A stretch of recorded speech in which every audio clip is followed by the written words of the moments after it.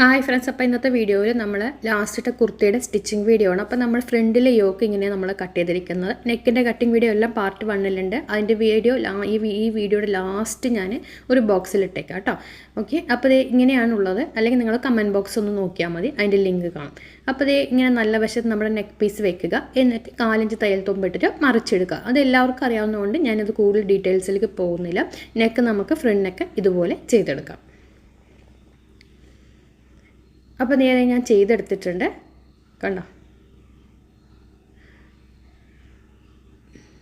ഉൾവശത്ത് ഇങ്ങനെയാണ് ഉണ്ടാവുക.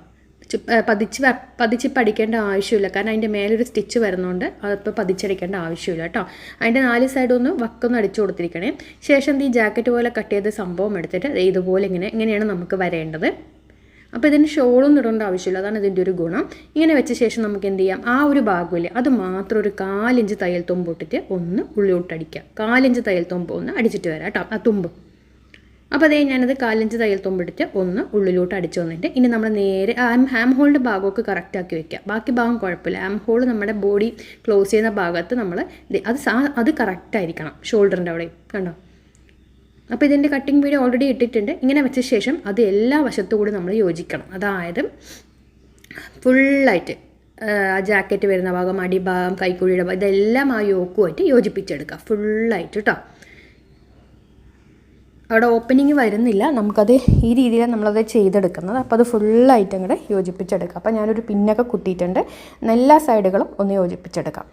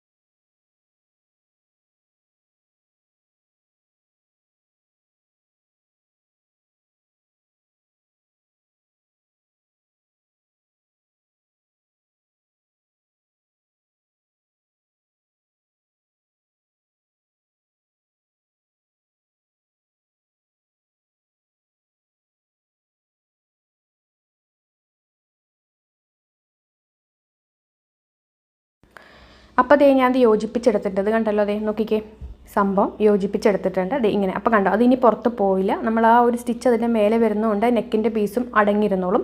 ഇങ്ങനൊരു പീസ് നമുക്ക് കിട്ടിയിട്ടുണ്ട്. ഇനി നമുക്ക് എന്ത് ചെയ്യാം, ബാക്ക് പീസും ഇതുപോലെ നെക്ക് ചെയ്തിട്ട് ഷോൾഡർ ജോയിൻ ചെയ്തെടുക്കാം. ബാക്ക് പീസ് നമ്മൾ ഇതുപോലെ മറിച്ചെടുത്താണ് ചെയ്തിരിക്കുന്നത്, എന്നിട്ട് ഷോൾഡർ ജോയിൻ ചെയ്തെടുത്തിട്ടുണ്ട് കേട്ടോ. ഇനി നമുക്ക് എന്ത് ചെയ്യാമെന്ന് പറഞ്ഞു കഴിഞ്ഞാൽ സ്ലീവ് ജോയിൻ ചെയ്യണം. സ്ലീവ് ജോയിൻ ചെയ്യുന്നതിന് മുന്നേ നമുക്ക് കൈക്കുഴി, ഫ്രണ്ട് പീസിൻ്റെ കൈക്കുഴി കുഴിച്ച് വെട്ടണം. അതുപോലെ തന്നെ സ്ലീവും കുഴിച്ച് വെട്ടേണ്ടതുണ്ട്.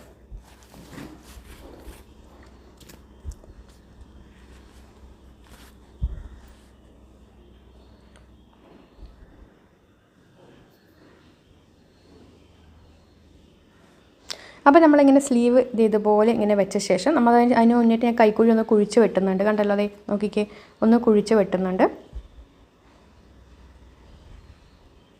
സ്ലീവിൻ്റെ കൈക്കുഴിയും കുഴിച്ച് വെട്ടണം. ഫ്രണ്ട് പീസിൻ്റെ യോക്ക് അതിൻ്റെ കൈക്കുഴിയും കുഴിച്ച് വെട്ടണം.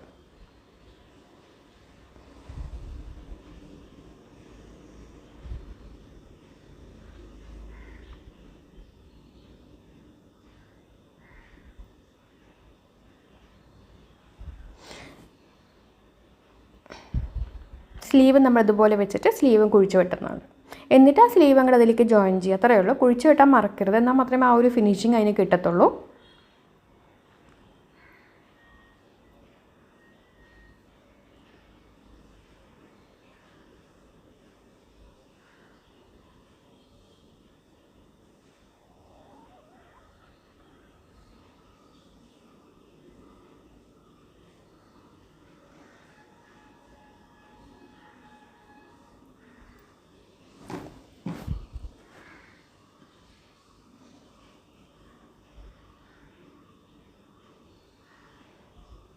ഇനി നമുക്ക് വെച്ചിട്ട് നമുക്കതങ്ങ് ജോയിൻ ചെയ്തെടുക്കാം കേട്ടോ.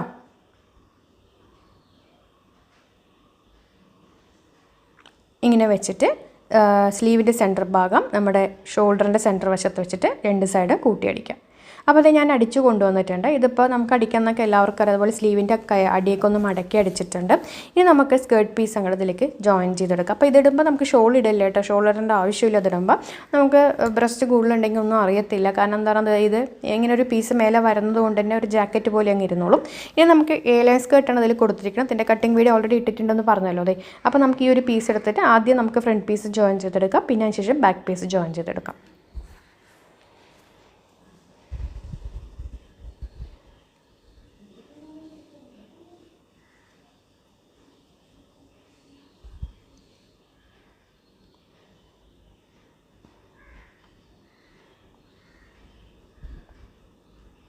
അപ്പോൾ അത് ഞാൻ ജോയിൻ ചെയ്തെടുക്കുന്നുണ്ട്.